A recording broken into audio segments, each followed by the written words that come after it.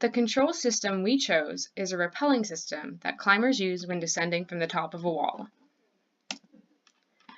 The components of our system are the mass of the climber, the rock wall, an anchoring system, a dynamic climbing rope, a rappelling device, and the climber's hands on the rope. As shown in the pictures, the reference frames we used are earth-centered inertial and the climber's reference frame. We denoted x as the horizontal distance and z as the vertical distance. These two images show how the reference frame rotate with respect to theta, denoted as the angle between the frames. In our free body diagram, we showcase the earth-centered inertial and climber inertial frame. The force of friction experienced is the frictional force from the climber's shoes against the wall.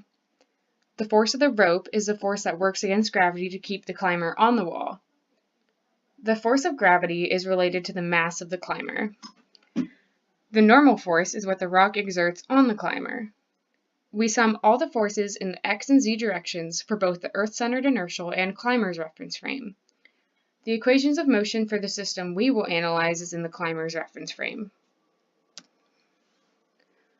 Our system has an input of theta, which changes depending on the steepness of the rock wall. We define this angle as theta in our equations. The output of the system, if the change in orientation of placement of hands is in reference to the rappelling device. As an example, assuming the climber maintains a constant speed, the first situation shows how a larger input angle theta results in the climber's hands being positioned closer to their body, while the second situation with a lower theta value results in the climber's hands positioned further away from their body.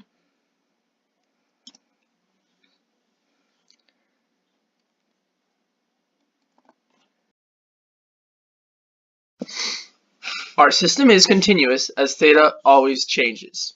Our feedback is positive as when you increase theta, the force applied by the rope on the climber also increases.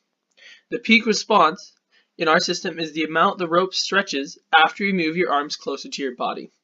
The steady state error is how much the rope stretches. The rise time is the time it takes from when you initially move your arms to when the rope stops stretching for the first time. And then the settling time is the time after you initially move your arms, the rope has stretched and you are stopped. Our PID controller includes KD, which is the smoothness with which you move your hands towards your body, KP, which is the speed at which you move your hands towards your body, and KI, the stretch coefficient of your rope. In this example, the theta between the climber's reference frame and the earth is small, so the input theta is very small. This causes the climber to keep their arms further away from their body to maintain a safe speed.